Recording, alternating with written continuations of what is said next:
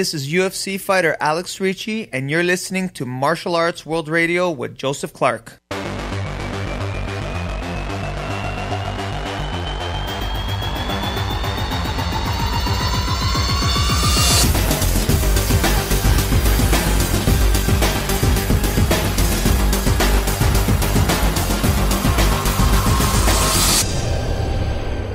Welcome to Martial Arts World Radio. I'm your host, Joseph Clark.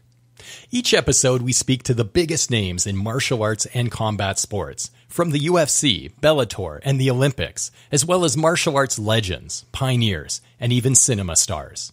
We discuss best practices, perspectives, and philosophies, using martial arts as a metaphor for life's goals and challenges. Over the next hour, we will be speaking with Bellator fighter COLLEEN Schneider, world karate champion Mike Stone, and adaptive boxer Charles Wilton. Our quote of the week is brought to you in part by www.bobwall.net, the official fan homepage of martial arts legend Bob Wall. This week's inspirational quote is from the movie The Karate Kid and goes as follows. In Okinawa, a belt means no need rope to hold up pants. Mr. Miyagi, The Karate Kid. Our interview with Bellator fighter COLLEEN Schneider is brought to you by the books The Tao of MMA and 21st Century Perspectives on Martial Arts. Both books are available at Amazon by searching them by their titles, The Tao, T-A-O, of MMA, and 21st Century Perspectives on Martial Arts. COLLEEN Schneider is an American professional mixed martial artist fighting in the bantamweight division of Bellator MMA. She fights out of Hollywood, California, and her styles are Taekwondo, Muay Thai, Brazilian Jiu-Jitsu, and catch wrestling. She was born March 12, 1982, in Syracuse, New York. COLLEEN was a contestant on Season 18 of The Ultimate Fighter. I interviewed COLLEEN recently leading up to Bellator 170, which was featured on Spike TV. COLLEEN Schneider, welcome and thanks for joining us today. Hey, Joseph, thanks for having me. COLLEEN, on a scale of 1 to 10, how excited are you about your opportunity to shine at your first fight at Bellator 170? I feel like there's only one way I can answer that. It's kind of awkward if I'm like, well, you know, a 6. Just kind of excited. It's whatever. I'm stoked. I'm really excited. I think Bellator is an awesome promotion, and I've been out of the cage way too long, so I'm looking forward to getting back in there. What carried more pressure? Your elimination fight on The Ultimate Fighter or your Bellator debut on Spike TV? I think I felt more pressure on the Ultimate Fighter, just because of getting into the house for the first ever female season and the way that was built up and everything around it. And I think I felt more pressure there. Right now, I'm honestly I don't feel pressure. I'm just excited to go fight. I've had a great camp. I feel good. I feel strong, and I'm just looking forward to it. And you fought for several fight promotions over the years, so, I mean, how great is that, adding Bellator to the list? How do you feel about that? I love it. I really do. I've always been a fan of Bellator. Always watch the fights. I love the shows they put on. I think they have some phenomenal talent on the roster, so I'm more than happy to be a part of that. COLLEEN, what aspects of your training, your camp, your preparation are going to ensure victory? Yeah, so one of the things it's been a while since I fought at flyweight, but I am just very strong, physically strong at that division. So I feel like I can go in there and impose myself on whoever's in the cage with me. I have very dynamic, exciting striking, solid wrestling, and I just really feel like wherever I feel like I want to take the fight, I have the technical ability and the physicality to do that. What image and reputation do you wish to project as a newcomer to Bellator? Honestly, I think so many women's fights, they're not even just, I don't like watching fights where it's just kind of grinding it out in the cage, laying there, not really doing damage. Like, I want to go in there and be explosive and be dynamic and be working for the finish all the time. Not to win the fight, but to go out there and destroy someone and finish the fight.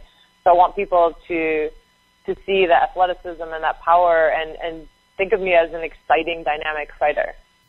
And that would be a great reputation to have, a dynamic and exciting fighter, very entertaining to watch. Yeah, COLLEEN, and I think my background lends itself to that.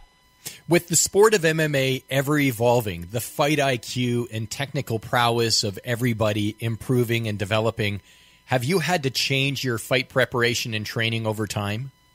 Oh, yeah, absolutely. I think I'm far smarter about how I train now than when I first started. For one, I was younger when I first started training, so my body could take a lot more abuse.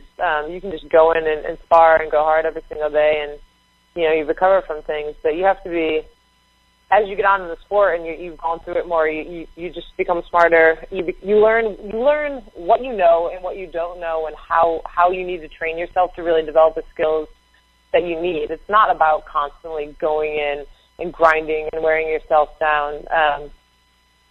Like, even for example, like mitt work, right? Some people do mitt work constantly. I have learned that that's not actually the best way for me to implement things in terms of fighting. Like, the more I drill things with someone who's in there with me with gloves on, and we're working timing and reaction in that scenario, that carries over much better for me than just going in and working that on mitts. So little things like that I've learned about myself and how I learn, and just to be smarter and respect my body. And if I feel like I really need to rest, that's okay. It's kind of hard. We go and push ourselves so hard. So to allow yourself to rest sometimes when you need to is not necessarily something that a lot of fighters are great at, and I certainly didn't used to be. Colleen, a harsh reality of MMA is that we lose competitors or we have last-minute changes due to injuries, and now we find ourselves fighting a new opponent. You're experiencing that now with Bellator 170.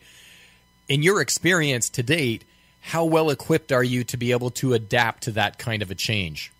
I've taken so many of my fights on short notice, less than 2 weeks or less than a week, where that's it. You don't have time to spend camp strategizing for a particular person. So this really isn't much different than that.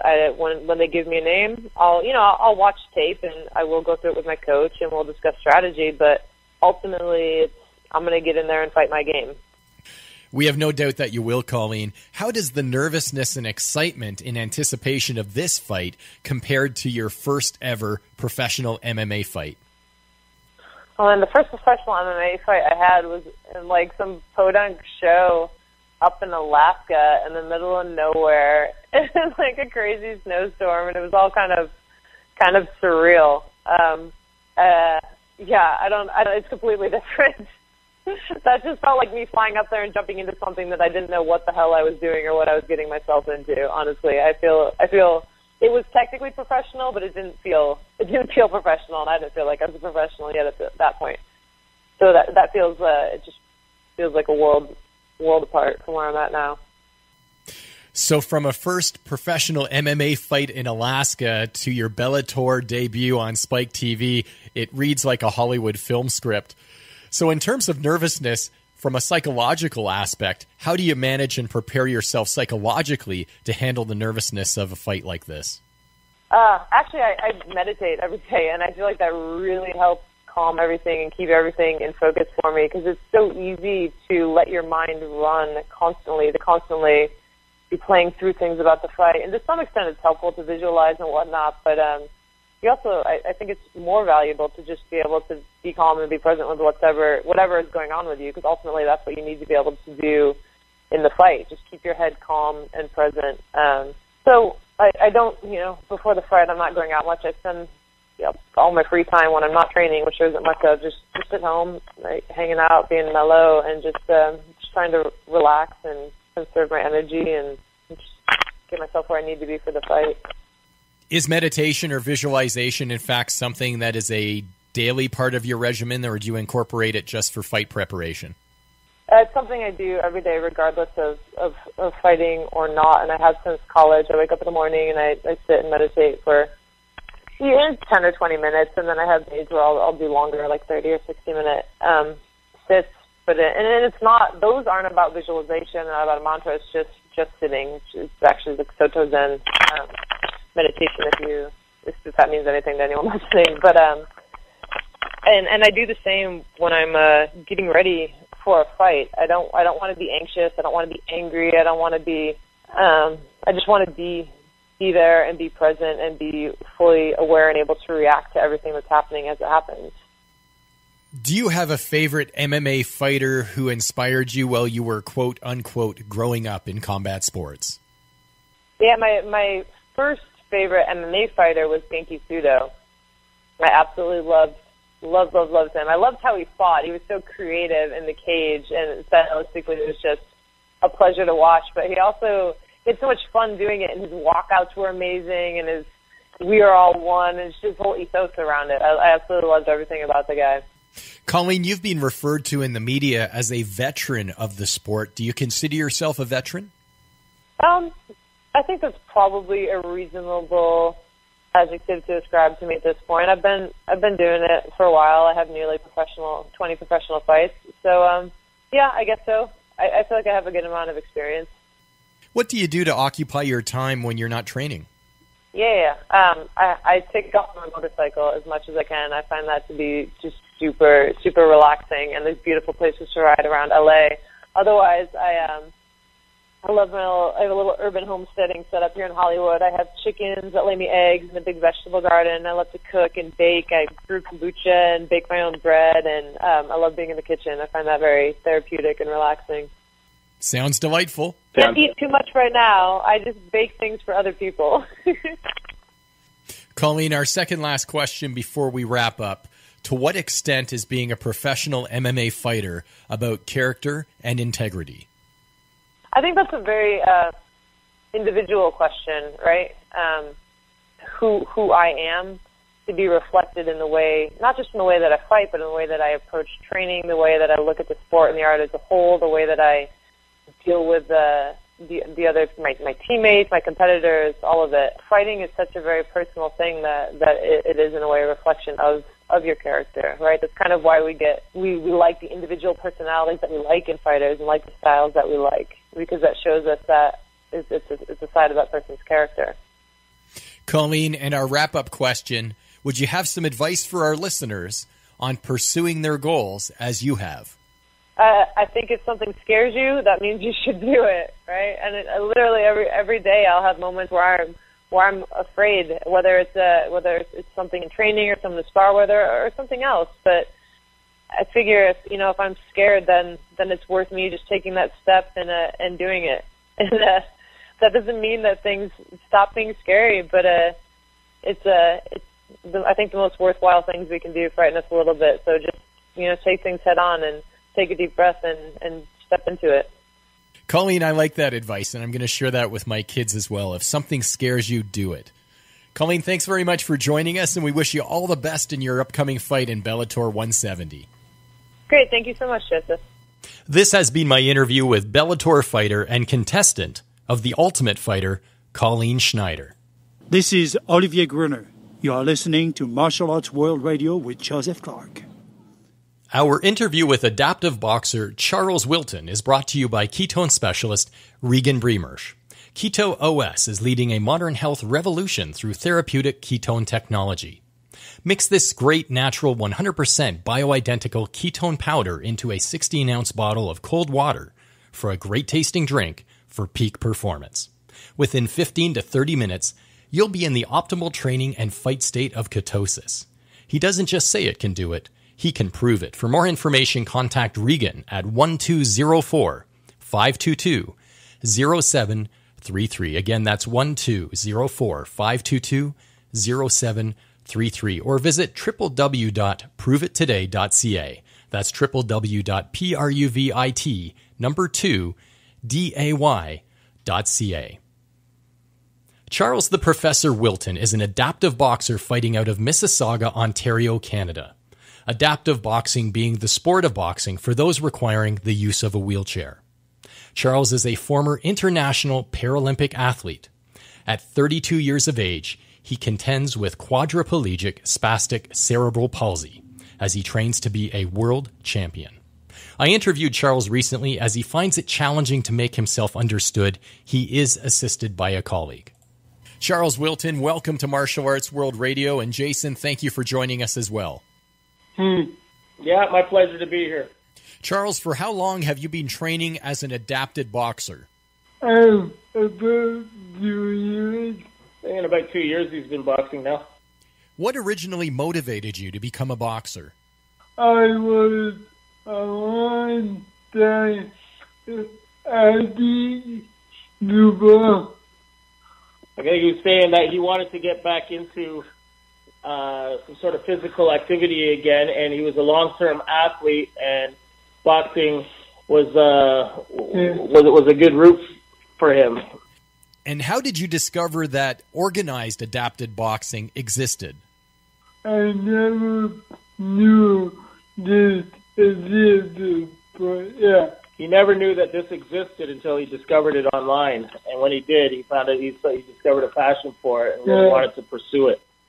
Charles, you are part of Triple MA Wheeled Warriors based out of the UK. How did you get associated with them? They contacted me over Facebook, and they offered me to join their organization. They connected through Facebook, and they offered him to join the group. Yeah. To join the group, yeah. So we touched base through Facebook. Charles, do you follow professional MMA, such as the UFC, Bellator, and other fight promotions, and professional boxing? Yeah, I do.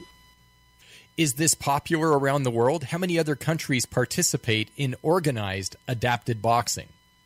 Yeah, we have about 90 countries around the world. 19 countries that you're aware of around the world with people that are involved in this. Yeah.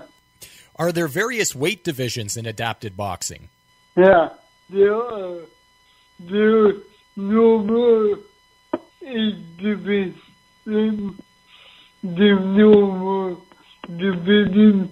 There are different weight divisions, but 8 divisions? Yeah. Is adapted boxing an official sport in the Special Olympics or Paralympics yet? No, not yet. So not quite yet, but they're hoping to achieve their goal and have it as a sport in the next 4 years. An introductory sport, like to see how it would work out. Charles, how often do you train and for how long? About 3 times a week. 3 times a week you're at the gym? Yeah. Training, yeah. Do you have a trainer, a coach, or a team that is working with you presently? On my own right now. So currently you are training alone with able-bodied athletes. Charles, in order for you to compete internationally, will you require sponsorship or funding? Yeah, I do. Charles, should any of our listeners wish to reach out to you tonight, any potential sponsors, how would they get in contact with you?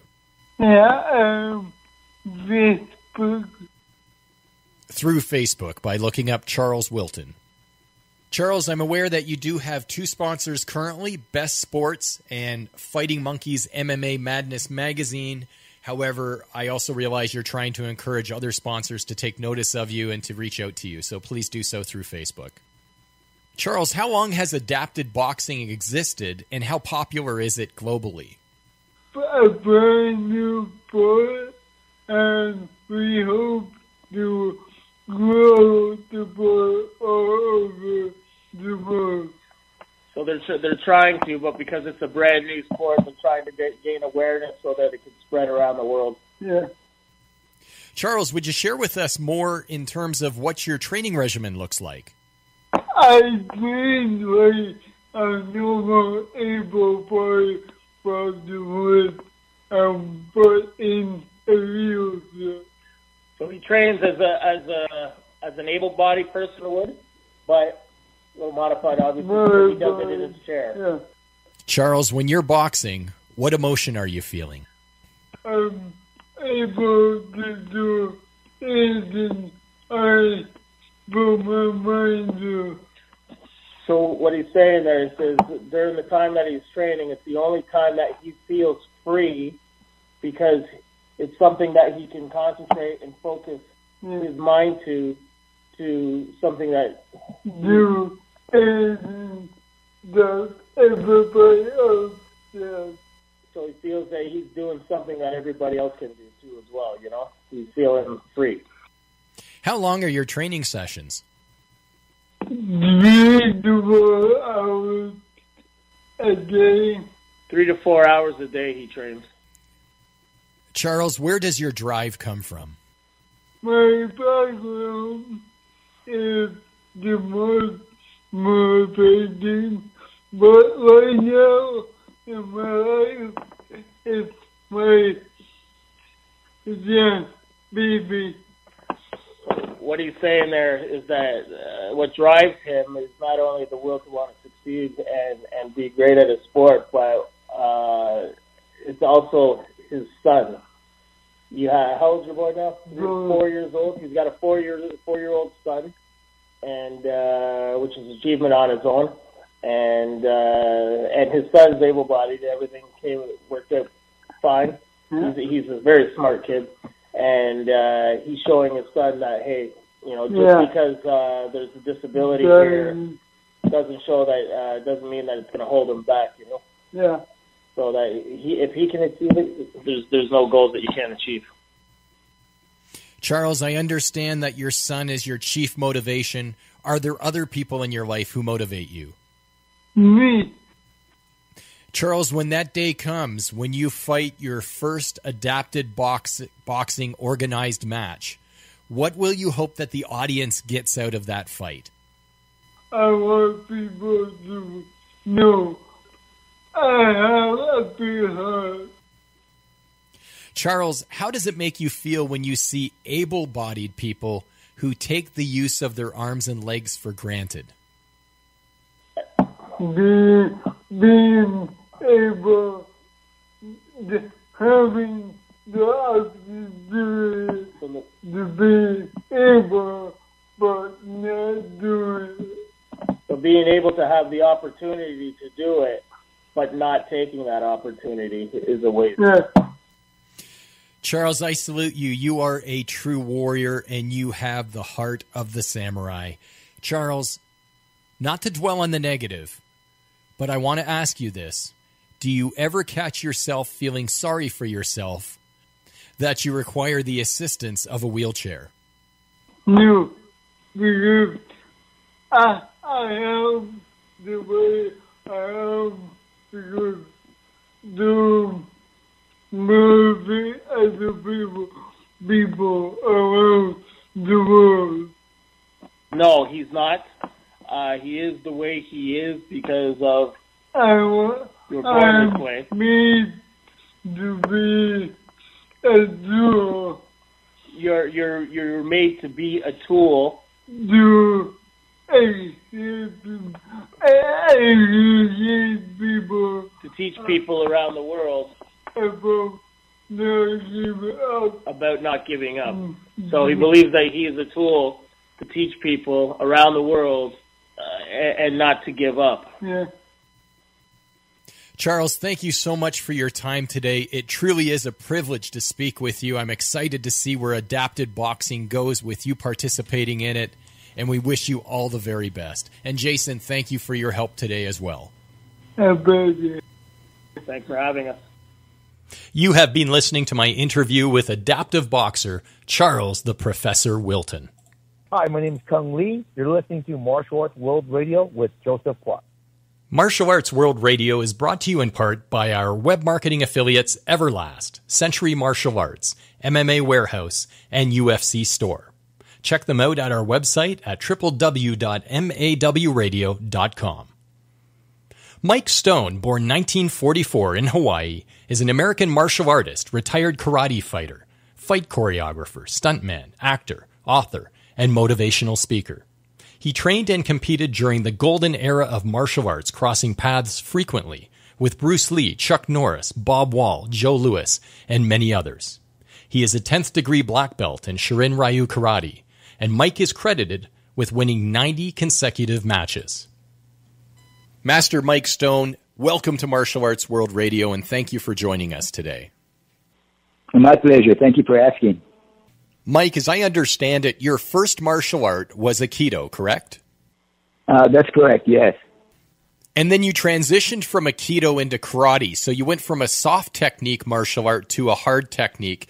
You hear of a lot of people transitioning the other way, starting in karate and then getting to something more technical. I think the reason was just accessibility. When I first started Aikido, I at my junior summer in high school, and I boarded at high school for 4 years. So the photographer, the sports photographer of our high school, asked if I would join him that evening to take a lesson in Aikido, because the guy that was teaching the Aikido class was Professor Uyeshiba's right-hand man, Koichi Toihei, who was, as you may know, he does a lot of world tours and had passed through Hawaii every year since he had one of his top senior black belts, who was Lieutenant Suzuki of the Maui Police Department. So it was just by chance that summer, my junior summer, that it was available for me, and I went and started. So my first 2 weeks in Aikido was actually taking classes from Koichi Toihei, which was, now in retrospect, it's amazing. That is providence that you were able to, just through happenstance, train with such an incredible Aikido master. Now, Mike, in doing my homework, I've seen that it's stated that you are undefeated in black belt regular competition, but I've also seen websites and books that have stated that you've competed in as many as 90 to 100 competitions. So are you undefeated, and are you aware of how many competitions you actually competed in? Every one of them. So in that sense, it is correct that I'm undefeated. The actual number of matches, I have no idea where it came from. It just keeps, in fact, it changes every time somebody makes another comment about it. Mike, is it true that you were the trainer to Priscilla Presley, Elvis Presley's wife? Yeah, she was one of my students, yes. The time in which you competed was the time of Bob Wall, the time of Ed Parker, of Superfoot Bill Wallace, Chuck Norris, and others. Mike, were you aware at that time, or do you consider that time to have been the golden era for competitive martial arts in the United States? Yeah, I think, again, when I think that's for history to come up with a label of what that period of time was. But looking at it now, from my point of view, it was a golden era for just many, many reasons. The fact that it was just starting as a sport competition in America, and karate being not a natural American sport. So there were a lot of things that contributed, and one of it was the people that were there during that time. We were blessed to have people, like Ed Parker, like Jun Rhee, Steve Armstrong, Bob Trias, Heel Cho. There were so many people that were the right people to be involved in the tournament production part of it. And the blessing for people like myself and Chuck and Joe Louis and, my God, just countless numbers of tremendously talented athletes that were able to participate at that particular period. I've been asked several times what period I thought was the best for American sport karate. And honestly, I will have to say it was a period that I wasn't involved in. I believe the early 70s, making the transition from karate to the semi-contact. So I would say 1971 to the early 80s, I think had the best martial arts karate tournament fighting talent that there ever was in the country, even till today. I don't think we will see the likes of those people that were from that period, from 1971 to early 80s. Mike, were you aware at the time, or did you have a suspicion that you were participating in something that was going to be history in the making and that would culminate and be as big as it is today when people look back at it? Yeah. No, of course. I don't think any one of us even dreamed that it would have become as big as it has. Mike, moving into your Hollywood career as a performer, a choreographer, and a stunt performer, I believe you also wrote the script for a movie called Enter the Ninja, which was the movie that kicked off the ninja craze during the 80s in cinema, correct? That's correct. Did you work with Michael Dudikoff on some of the American Ninja films? Yes. So, Mike, would you please comment on how you were able to capitalize on martial arts for a film career? Did you pursue the film industry with your credentials, or did they come looking for you? No, I never went out to pursue it as a career. In fact, a lot of the friends that I had at that time that were connected in the movie industry and people like that were the ones to actually give me the idea. But with writing of Enter the Ninja, it was an idea I had before that. As a young guy, I used to watch a lot of, growing up in Hawaii, I watched a lot of samurai movies, and I was always in love with the Japanese culture, the people, the food, the traditions, everything about it. So I was hooked from a very early age. In fact, my movie hero for many years, until I was about 27 or 28 years old, was a guy named Shintaro Katsu, who played the series of The Blind Swordsman. But he was my hero. I had an idea with the ninja thing because I've always been fascinated by that, and I became a good friend of Stephen Hayes, who came back from Japan and wrote several books on the subject. And the idea was that in writing that, Canon Films was a company, a film production company, Menachem Golan and Yoram Globus from England, and they came over to the States at that time. And they were not doing very well and needed something unique and different. So I proposed that idea to them. And as a result, it ended up doing very well for that company because they did the 5 American Ninja. And one of the guys I hired initially, Shoko Sugi, to be the bad ninja in Enter the Ninja, went on to do 3 or 4 movies and has made a career out of movies. And I think is presently living in Japan, and his 2 sons as well. Mike, would you tell us about your Guinness Book of World Records 7-foot aerial sidekick? Yeah, what happened was, again, another friend said that there was a television show in Los Angeles called The Guinness Game out of Burbank, California, I guess it was. And they contacted me and asked if I could do something a little bit unusual. And I said, well, I don't know. Most karate people are doing board breaking and things like that, and I think that's already been done. And they said, could you do something just a little bit different? And I said, well, when I was 19 years old and in the Army, a friend of mine, one of my co-martial arts students, had a television show in Arkansas called Jimmy Jump. And it was a kiddies thing, TV show. So he asked if I would go on the show and if I could do my flying sidekick. So they put a tape at the end of the sound mic, the boom mic. And I said, oh, lift it up. So they said, well, how high? I said, oh, maybe a little bit higher. And they kept going up, and all of a sudden everybody said, whoa, that's a little too high. I said, no, I think I can do that. So before we started to shoot that segment of it, they measured it, and it was about 7 feet from the floor to the piece of masking tape that was attached to the boom mic. So I jumped up and kicked it, and that was the first and only time I've ever did that. And then when I was 35 years old, was the next time I did that, and that was on the TV show The Guinness Game, and I had practiced the kick jumping over a tennis court net, which is about 3 feet high. So I did that for about 3 or 4 times, and I took Benny the Jet Urquidez with me to the show of the filming of the Guinness Book of Records thing, and Benny stood under the 7-foot target, and I don't know if you're familiar, Benny's not very tall. And so he looked up and he says, Mike, you're 35 years old, and this is the only other time you'll ever try this? I said, yeah. He says, Mike, I don't think you could do it. I said, Benny, thank you very much. But I did. But that was the only 2 times I've ever done it. And the second time was at 35 on the Guinness Game, I guess, or the Guinness Book of Records. I know Benny the Jet quite well. He's been on the show a couple times as a guest. And yeah, I could certainly envision Benny saying something like that, making a very practical observation to you. Yeah.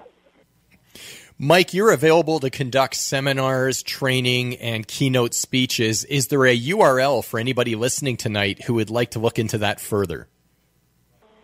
We have a website, but it's in the process of being changed right now. But it's www.mikestonekarate.com. Mike, would you give us a sample of some of the wisdom and the philosophy that you share at these seminars when you are conducting them? Yeah. It's a thing that happened, actually, an evolutionary thing for me. When I was 19 years old, I had already won the internationals and most of the nationals and other tournaments that they had in America at that time. And in 1964, Bruce Lee did a demonstration at the internationals, and that's where we had met. In fact, after I had won that tournament in the heavyweight division and the grand championship, Bruce Lee, Ed Parker, Jun Rhee, and myself went out for Chinese dinner.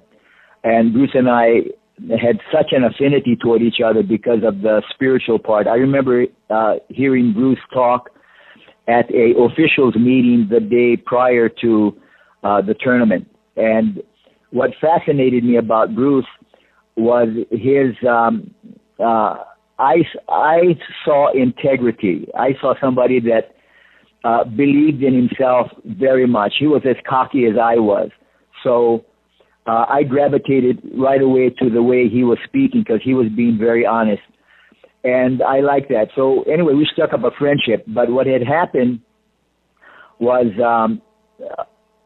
I had wanted to find out why everything that I was doing in karate, actually when I look back at the rest of my life, I wondered, why was everything so effortless for me? Why didn't I have to work, suffer, and sacrifice like I was told to, and how everybody else was trying to develop their skills, abilities, and talents? Why was it effortless for me? And I wanted to find out, and I thought that Bruce, by the way he was talking, that I could find out through his wisdom. And when we had the workout, so everybody thinks that Bruce and I had these workouts, and after maybe the first 2 sessions we had together that were physical, none of it was ever physical again. It was all spirituality. It was all mentality. It was all psychology. It was all philosophy. We no longer understood or realized that between us there was nothing physical anymore, that we had both evolved, I think, to another level of thinking and feeling mentally and spiritually, that the physical stuff was something that we knew we were going to leave behind, that it's not relevant to really who we are and who we want to be. So I found out quickly that Bruce was in the same position I was. In other words, I wasn't going to learn anything from him because he was searching for the same things I was at the same time. So, but at least we had a common bond that way, that we both understood what it is we needed to do for ourselves spiritually to rise above the chaos, the confusion, the struggle, the disharmony, the imbalance that most people feel in their lives. So one of the questions I wanted to find out, again at 19 or 20, I was curious as to why was it so easy for me? Why was everybody having such a hard time? Why did I make my black belt in only 6 months from the day I began, when I was told by my instructor it'll take me 5 years? And he had to change his mind, his perception, his idea to conform to my reality of who I am and how I'm performing. So in 6 months, he had to change a belief system that he had, and every black belt had in America at that time, or even in the Orient, that it's a minimum 5 years to get your black belt. But I said my very first day, it's not taking me 5 years. I can do it right now. So that whole philosophy I already had back at 19, 20 years old. So my search in life wasn't, I really didn't like being a teacher because I was always a student.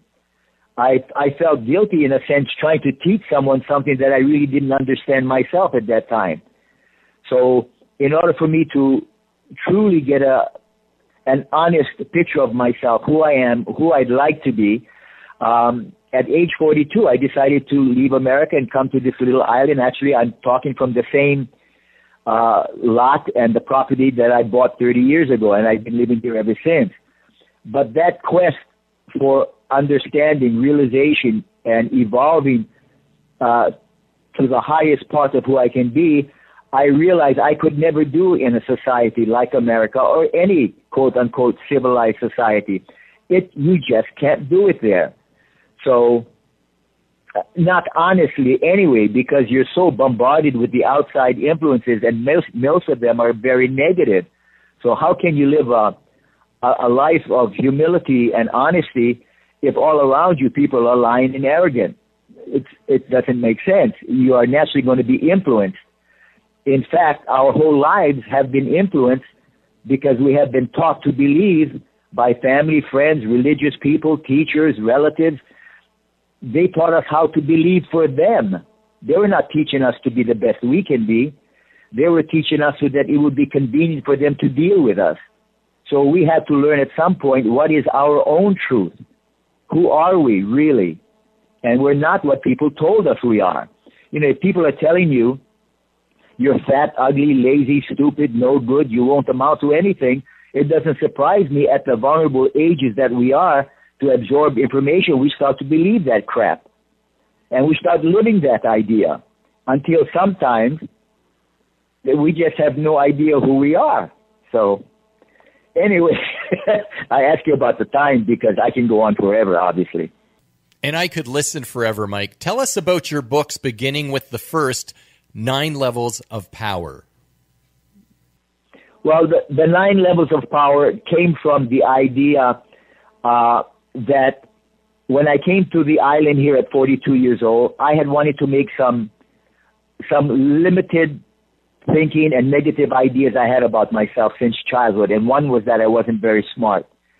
So I was thinking, what could I possibly do at age 42 here on this little island, isolated, that would shock everybody that ever knew me in elementary school, high school, my teachers, my friends. What could I do that would make such a major change and that I could do instantaneously now? I'm not talking about going through any process, like the process of learning or getting an education or a higher degree. To me, again, just for me, please, it's nonsense. I can only learn in the moment I am living. If someone is teaching me now, I learn now. Not next week, 3 months from now, 5 years from now. I learn the moment I am being taught. Now, I have to believe that is true. Otherwise, I will believe in the process we have been taught to believe, and that it takes time, hard work, effort, and sacrifice, which I do not believe in any level in my life now. It is nonsense. So when I came here, I said, well, I'm a poet. Why? Because nobody would ever believe that knew me, that Mike Stone, a poet, this guy failed the 4th grade, flunked the 4th grade, barely made it through high school. English was his failing subject. If it wasn't for my girlfriend in high school who did my term papers, I never would have passed high school. So that to me was an extreme. And I sat there, and within 5 to 10 minutes, I changed my reality from someone that didn't believe he was very bright in English to actually write poetry instantly. And the way I did that is actually now I realize Nikola Tesla made a comment that, or a quote that I believe in wholeheartedly. He said, if you want to find the secrets to the universe, think in terms of energy, frequency, and vibration.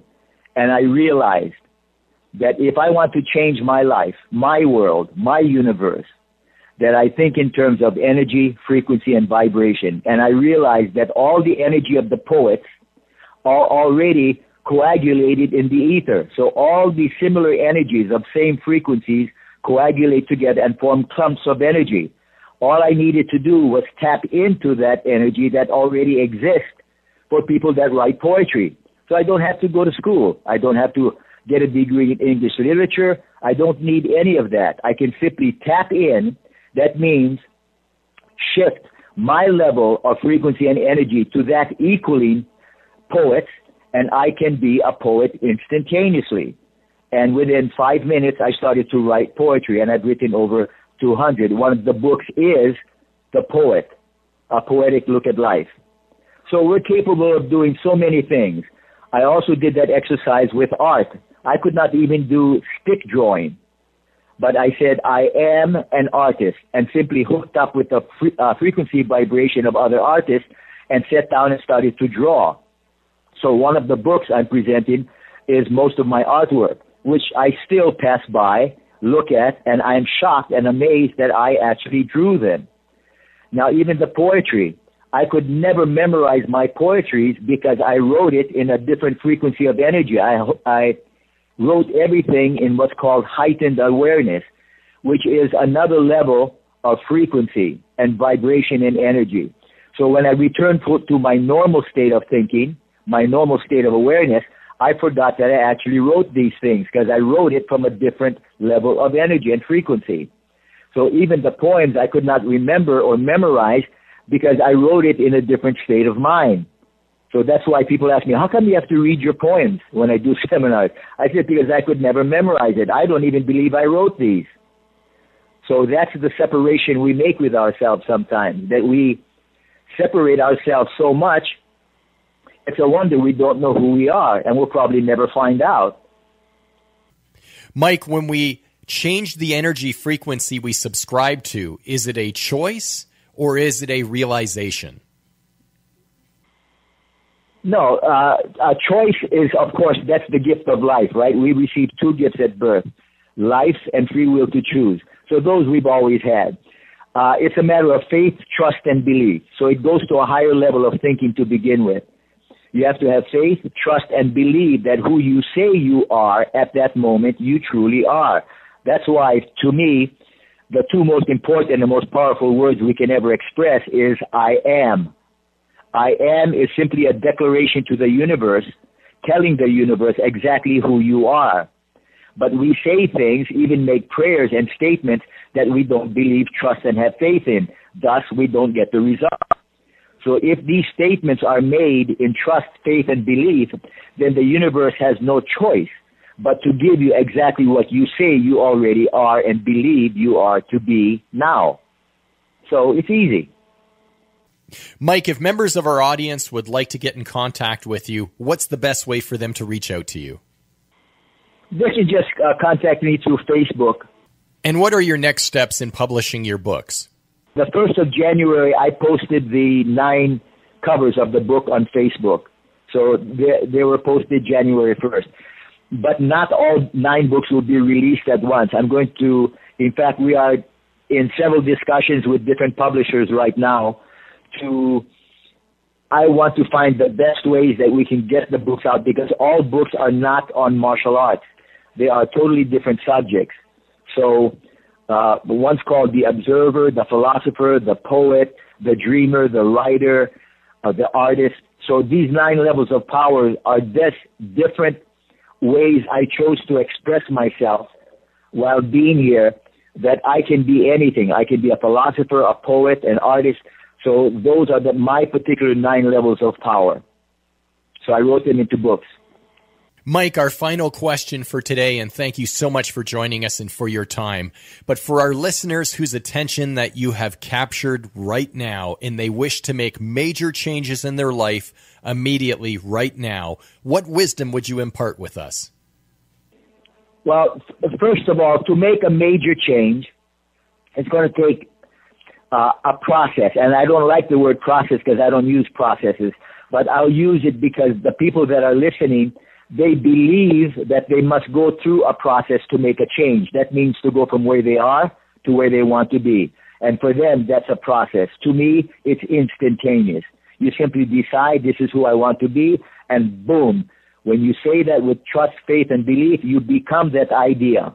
You become instantly all the things that are required to be the new you that you decide you want to be. You come totally intact. All of the knowledge, skill, ability, and talent are at your disposal instantly. Now, this is so difficult to understand and believe, and I appreciate that.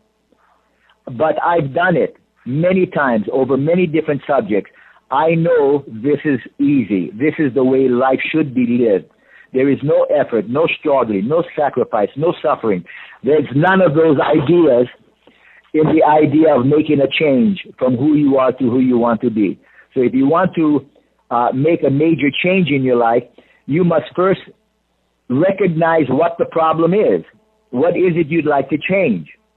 And when you find out what that is, be honest with yourself on every level. First of all, you must admit to yourself at least that you are the creator of every situation in your life, that there is no one to blame, no pointing fingers, except 100%, I am the creator of my experiential reality. Everything in my life is because I chose it. At some level, even if you don't understand the level at which you have made these agreements with yourself. But you must accept that. Mike Stone, congratulations on both your accomplishments as a martial artist and the life changes and realizations and discoveries which you have made. It has been a privilege to speak with you. Thanks again for joining us. My pleasure. Thank you very much. This has been an interview with eclectic karate champion Mike Stone. Be sure to check us out at mawradio.com and follow us on Facebook, Twitter, LinkedIn, and YouTube by following Martial Arts World Radio. I'm Joseph Clark, wishing you safe travels.